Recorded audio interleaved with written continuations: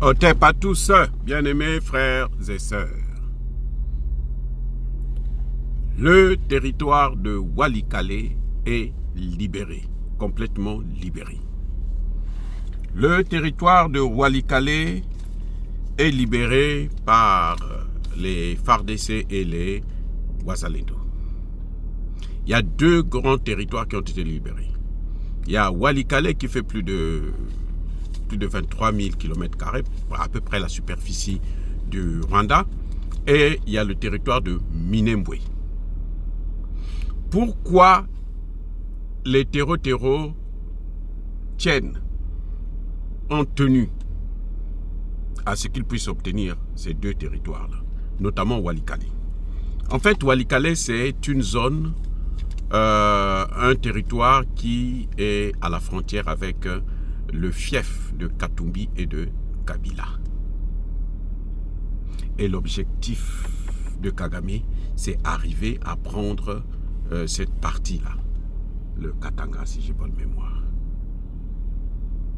Parce qu'ils savent que là-bas, les gens les attendent. Là-bas, les gens attendent Katumbi. Là-bas, les gens attendent Kabila. Là-bas, les gens sont prêts à les accueillir. C'est pour ça qu'ils ont mis de gros moyens, y compris les fameux généraux de la honte que j'ai évoqués dans ma précédente vidéo, notamment le général Kabido. C'est lui qui, depuis un certain temps, ne cesse de livrer cette zone aux hommes de Kagame. C'est un général, un Congolais, hein? Général congolais. C'est lui qui a passé son temps à livrer. Pas plus tard que hier, jusqu'à ce matin, les avions Sukhoi qui volent une fois par semestre, je ne sais pas pourquoi, mais en tout cas, la complicité est tellement grande que ces avions-là ne sont utiles qu'une fois par semestre. Là, ils viennent, ils vont bombarder. On se demande parfois même s'ils bombardent les vraies cibles ou bien ils vont bombarder l'armée congolaise même. Parce que avec les généraux congolais, il faut s'attendre à tout. Hein. Et il faut s'attendre à tout. Ils sont capables d'orienter ces avions-là pour aller bombarder les bases des Congolais. Bref, mais en tout cas, Walikale, les FARDC et les Wazalendo ont récupéré beaucoup d'armes des Rwandais. Beaucoup. Mais en fait, ce n'est même pas les armes des Rwandais. Ce sont les armes que le Congo achète et les généraux congolais livrent à travers leur technique de trahison, haute trahison, très haute trahison, au terreau. Et puis bon, maintenant, ce sont ces armes-là qu'eux, ils ont récupérées. Donc, n'écoutez pas ce qu'on vous dit. Walikale a été libéré. Maintenant, est-ce qu'ils vont s'arrêter là? Non. Les M23 eux-mêmes, ils disent qu'ils se retirent d'eux-mêmes de Walikale. S'ils veulent se retirer de Walikale, s'ils veulent se retirer pour respecter la résolution de l'ONU qui demande aux soldats de Kagame de quitter la RDC, mais n'ont qu'à quitter aussi Goma et le Sud Kivu et partout. Ils n'ont pas retiré leurs troupes. Ceux qui vous disent qu'ils ont retiré leurs troupes, ils se trompent, ils mentent. Les gars ont été battus, laminés par les forces congolaises et surtout par les patriotes Wazalendo. Ils ont été massacrés là-bas en grand nombre. Vous comprenez? Ce n'est pas un retrait. Le Kagame n'a pas encore retiré un seul soldat du sol congolais. Je reprends. Kagame n'a pas encore retiré un seul, pas deux, un seul soldat du sol congolais. Vous savez pourquoi? Parce qu'il s'en fiche, il n'a plus rien à perdre. Il sait qu'il est déjà fini. Il sait que ses temps sont comptés.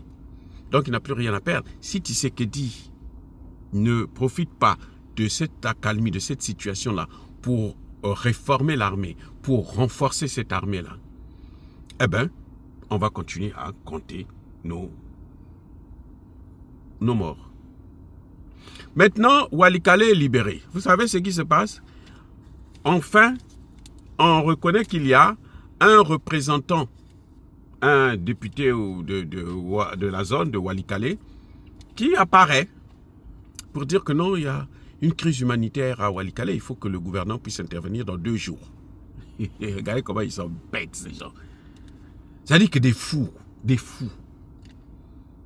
Contre Walikale, ça fait 3 mois que Walikale est en train de se... Les combats sont intenses dans Walikale, ça fait 3 mois, depuis décembre. Que les Rwandais veulent prendre Walikale, depuis décembre.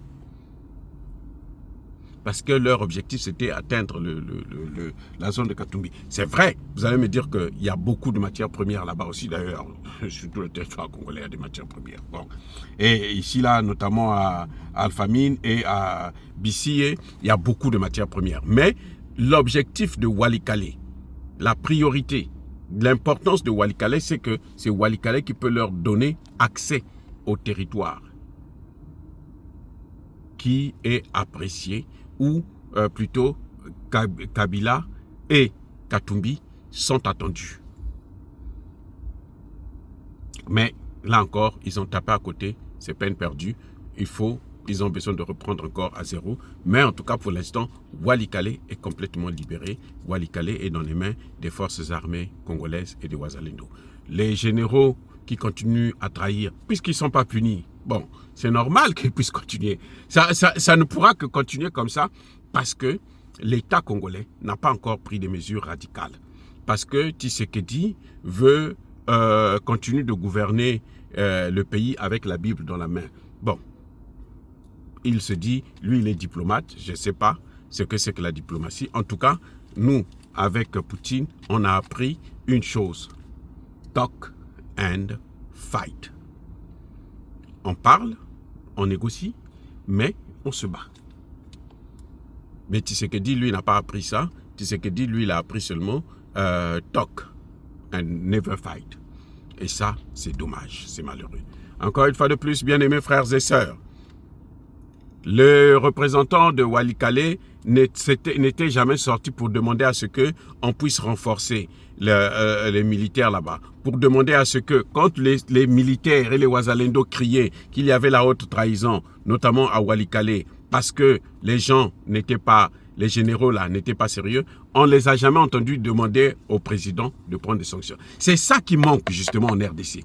C'est que toute la classe politique, elle est corrompue. Toute la classe politique, du premier au dernier. C'est comme ça.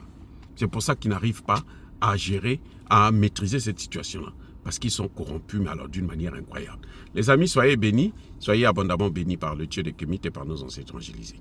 Mais que tous ceux qui persécutent le continent africain le pillent et le déstabilisent, qu'ils soient noirs, blancs, chinois, arabes, juifs, indiens ou qui qu'ils soient punis, maudits, foudroyés, neutralisés, écrasés, effacés par le Dieu des Kémites et par nos ancêtres évangélisés. Vive l'Afrique éternelle, j'ai dit et j'assume.